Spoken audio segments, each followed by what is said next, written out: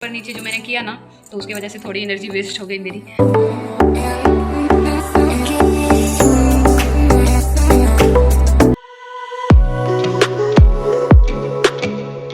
So guys, हमारा fasting कल 3 बजे से ही स्टार्ट हो चुका है, जैसे मैंने आप लोगों के साथ हर चीज़ शेयर किया हुआ है। और आज है नेक्स्ट मॉर्निंग और मेरी आवाज़ थोड़ी सी भी नहीं निकल रही थी, बट मैं ज़बरदस्ती आप लोगों से बातें कर रही हूँ, बोल रही हूँ। व्लॉगिंग तो मुझे करनी ही है। अभी है नेक्स्ट मॉर्निंग और बज चुके हैं 10 से 11 बज रहे हैं और मैं जस्ट अभी सो के उठी हूँ। एंड वो इसीलिए क्योंकि निर्जला व्रत है, तो ज़्यादा अगर काम करूँगी तो बहुत जल्दी प्यास और थकावट भी हो जाएगी। एक तो ऐसे ही कमजोरी जैसे लगने लगती है। और कल 3 बजे से ही फास्टिंग है, समझ सकते हो। ऐसा नहीं है कि आज से स्टार्ट करा है, नहीं, कल दोपहर के 3 बजे से ही स्टार्ट है। थोड़ी कमजोरी तो लग रही है, बट प्यास मुझे नहीं लगी है, बस थोड़ी सी कमजोरी लगने लगी है और कुछ नहीं। बट कोई नहीं, मैं अच्छे से रह लूँगी। तो मैं अभी जा रही हूँ ब्रश करने, क्योंकि सुबह से मैंने ब्रश नहीं किया हुआ था, क्योंकि मैं जान रही थी अगर मैं ब्रश करूँगी तो मुझे चाय की तलब लग जाएगी, क्योंकि मैं चाय लवर हूँ। तो इसलिए मैंने ब्रश नहीं किया था और अभी मैं जा रही हूँ ब्रश करने। और मैंने तो सुबह से बाल वगैरह भी नहीं झाड़े थे, मैं अभी कैमरे के चक्कर में मैंने भी बाल झाड़े हैं, क्योंकि सुबह से तो मैं एकदम भूतनी बन के बैठी हुई थी, अपने रूम में ही सोई ही थी। बेबी दी आई, दीदी खाना बनाई, वो अपना खाना लेके भी चली गई और सबको खाने भी दिया। तो ज़्यादा बातें नहीं करती हूँ गाइस, क्योंकि मेरा एनर्जी उतना वेस्ट होगा, अगर जितना बात करूँगी उतना एनर्जी वेस्ट होगा।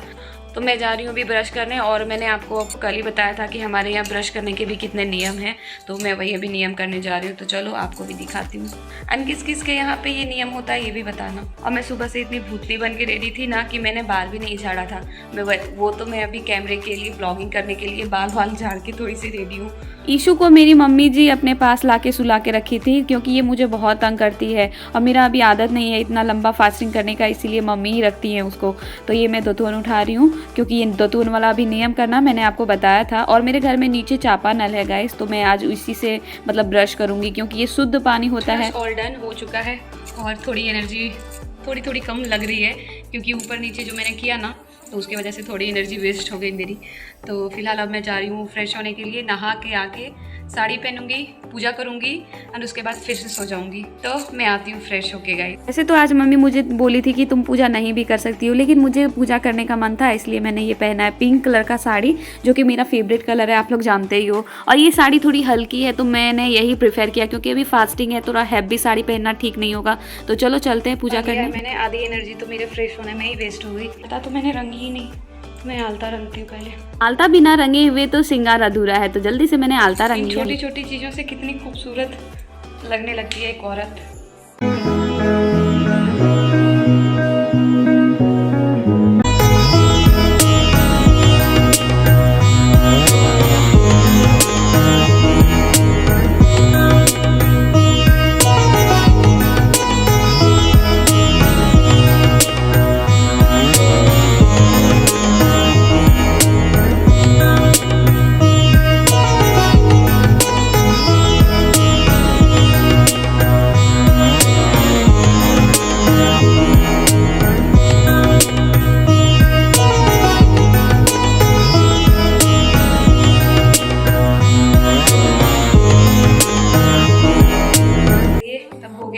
अब चलते हैं घर। माता रानी मेरी बहुत अच्छी है।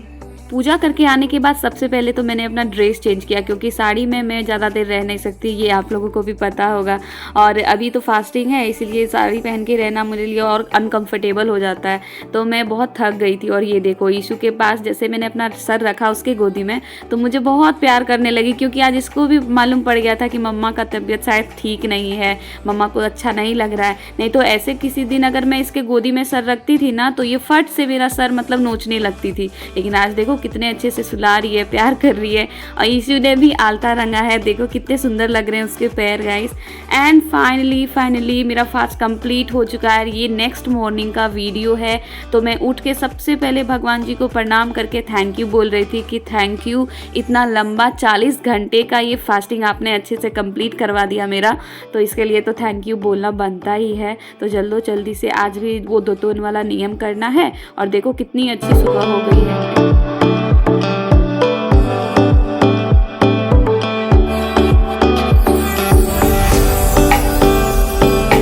एंड ये देखो गाइस कितनी कम दतुअन बची है, और इसके पहले कितनी सारी दतुअन थी। तो 3 दिन लगातार ये काम होता है, तो दतुअन तो घट ही जाएगा।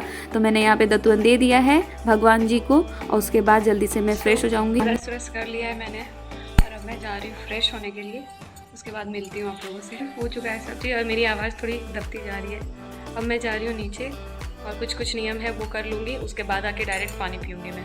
एंड ये देखो गाइस, ये मेरी दादी सास हैं और इन्होंने भी अपने बच्चों के लिए जितिया किया हुआ है, वो भी इतनी उम्र में आके। इतनी उम्र में तो सारी लेडीज़ छोड़ देती हैं, लेकिन इन्होंने अभी भी किया हुआ है।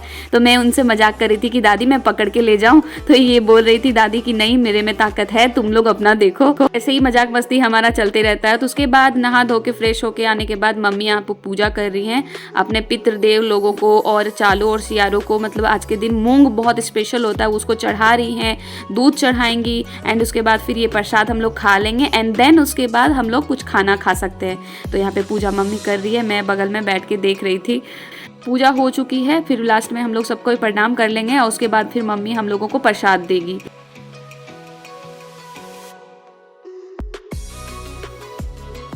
फाइनली पूजा हो चुकी है और पूजा होने के बाद मम्मी मुझे प्रसाद दे रही है, वही जो चढ़ा था मूंग और दूध, तो वो हम खा लेंगे, उसके बाद ही कुछ खाना खा सकते हैं।